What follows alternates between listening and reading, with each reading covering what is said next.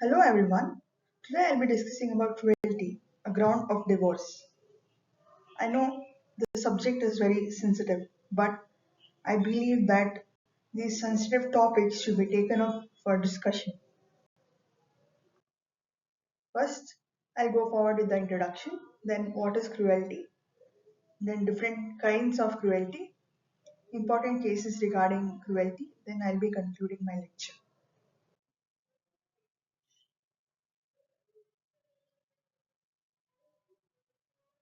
Joint family was a common feature in the olden days, but these families were broken down into nuclear families due to industrialization. Marriage no more remains a sacrament under the Hindu law. There are provisions for divorce, judicial separation, and nullity of marriage. Let me tell you here, cruelty has not been defined under the divorce provision as well as under the judicial separation provision. And let me tell you, cruelty need not be just physical violence. It can include even mental cruelty. It can be a behavior which compels the other person to withdraw from the company of you because of mental harassment, turmoil, agony, and apprehension. Should cruelty become gender neutral? The answer is the provision is gender neutral. But nevertheless, lawyers advise husbands not to go forward with cruelty when it comes to asking for divorce under the Hindu Marriage Act. I don't know why, but there are numerous judgments which have been gender neutral and has held that even women can be cruelest towards their husbands. Let us get deeper into the meaning of mental cruelty. Cruelty is akin to domestic violence. The Domestic Violence Act of 2005 recognizes four forms of abuse: physical, sexual, verbal, and economic. Let me tell you, marital rape can come under the definition of sexual abuse or excessive sexual intercourse with a person. That can come under sexual abuse. But marital rape has not been recognized under the present laws. But sexual abuse has been recognized. But the provisions related to relief is restricted only to compensation and things like protection order, residence order, maintenance order.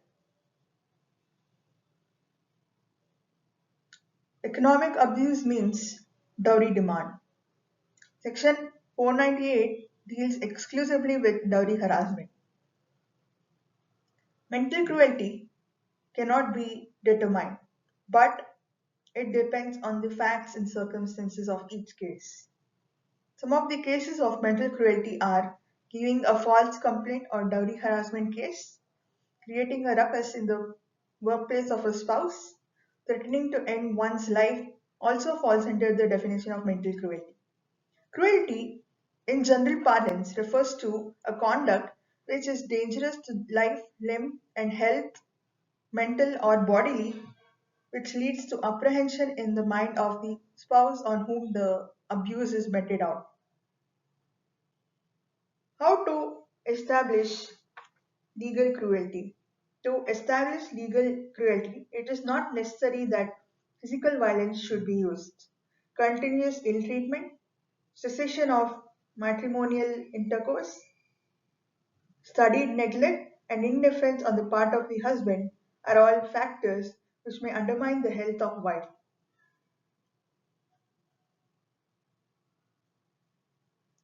Tell me whether verbal abuse has become severe compared to physical abuse.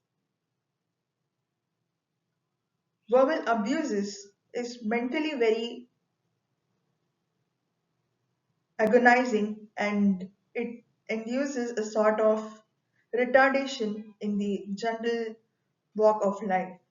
So I believe that verbal abuse has become severe compared to physical abuse. A man contracting second marriage because he fell out of love with the first wife amounted to cruelty, and it's moreover an extramarital affair. Extramarital affair has been decriminalized in India. It is no more a penal law. Should hiding facts regarding illness be treated as cruelty?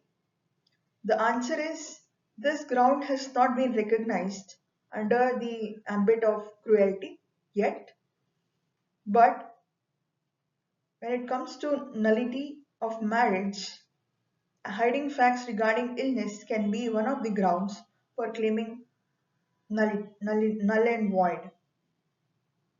But the point is, why should illnesses be brought before the court? It is something which is very sensitive and should remain between the couples. It should not become a means through which divorce should be sought. Different kinds of cruelty has been dealt under the provision of cruelty. The first one is actual or threatened physical injury. Here, the physical abuse will have caused apprehension in the mind of the victim. The conduct will have been injurious to life, body, limb, and mind, and the person will have undergone mental agony.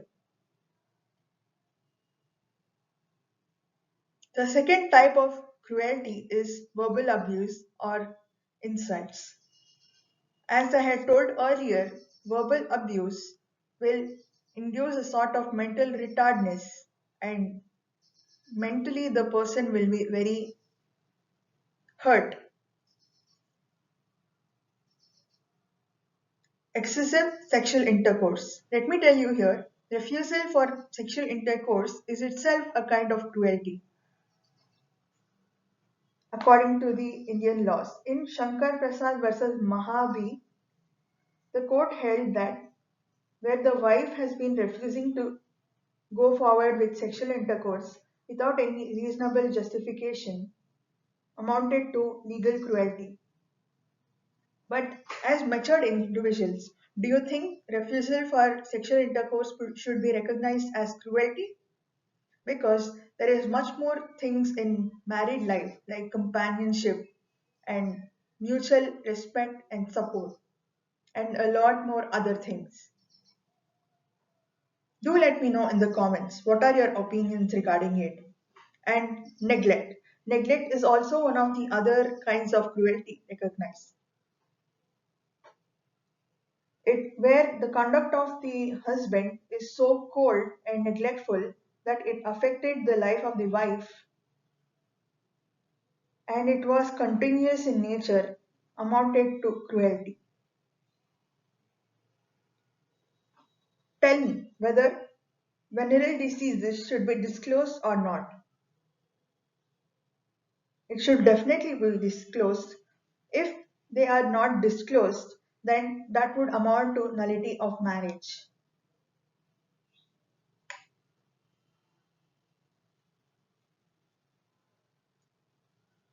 Tell me whether excessive alcoholism should amount to cruelty or not.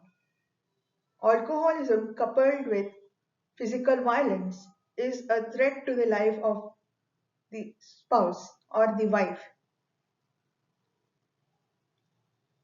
No person marries to bargain to endure habitual drunkenness, a disgusting conduct. But this is not yet an independent ground to claim cruelty under the Indian laws. Next one is refusal to speak. This is also a type of cruelty. What is a married life without healthy conversations, deep conversations? Communication is the only way through which there can be a marriage based on lifetime membership. Next one is forcing wives to go forward with improper persons or forcing her to go forward with prostitution. This is a cruelest conduct and it is brutal in nature. This should definitely be recognized as cruelty in itself. But the point is, what will the court see when it comes to evidence? It will all depend on the circumstances. For example, let us state that a wife is indulging in extramarital affair. Let us suppose that she is entering the house of a friend or a college friend and she stays there for more than 8 hours. The court drew the conclusion that she was in an extramarital affair. Do let me know in the comments whether such a inference was right on part of the court or not.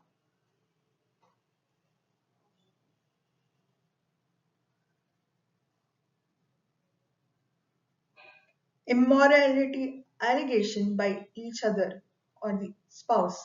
This is also a cruelty.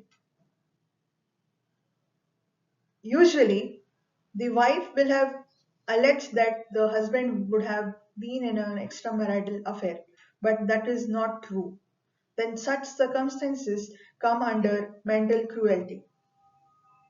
Should refusal to have children be recognized as a form of cruelty or not? Let us suppose that X is a music director and he has a wife. X will have not disclosed that he is an imported to the wife. Later on, the wife comes to know that he is an imported. He cannot participate in a sexual intercourse and have children. Tell me whether as matured individual should we recognize impotency as a ground for divorce? Because children can be begetted even by adoption or surrogacy or any form of artificial means of insemination.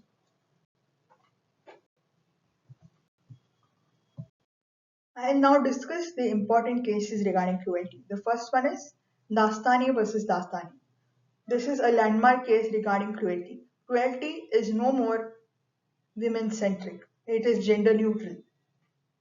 Men can also cite for divorce on the ground of cruelty.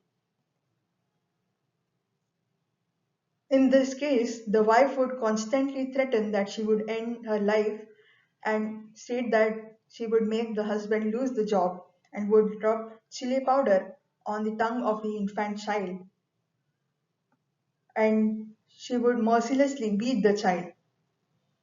And it was also held that constant wear and tear of a matrimonial life will not be considered as cruelty.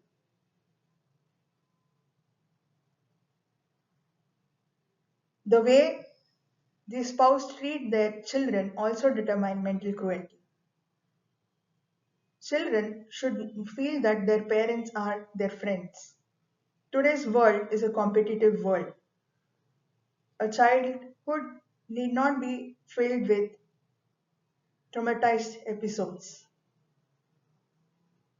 Second case is Alok Bharti versus Jyoti Raj. Here, the wife falsely alleged that the husband was indulging in illicit relationships, which amounted to cruelty. False harassment and maintenance proceedings constitute social torture equivalent to mental cruelty. In Samar Ghosh versus Jaya Ghosh, it was held that mental cruelty extends beyond physical violence. Mental cruelty can be determined by the abusive conduct and its impact on mental health. In Sri Rakesh Raman versus Srimati Kavita, it was held that a bitter, acrimonious relationship is mentally agonizing for both the parties, and a marital life filled with Verbal abuses and barbs aimed at each other would be traumatizing, and thus that led to a situation of irretrievably broken down marriage. Due to paucity of time, let me conclude by stating that both physical and mental cruelty has been recognized as grounds of divorce. There are forms of abuse as discussed under the DV Act of 2005: physical, sexual, mental, and economical. Let me tell you here, the courts have already recognized that women can be cruelers in nature.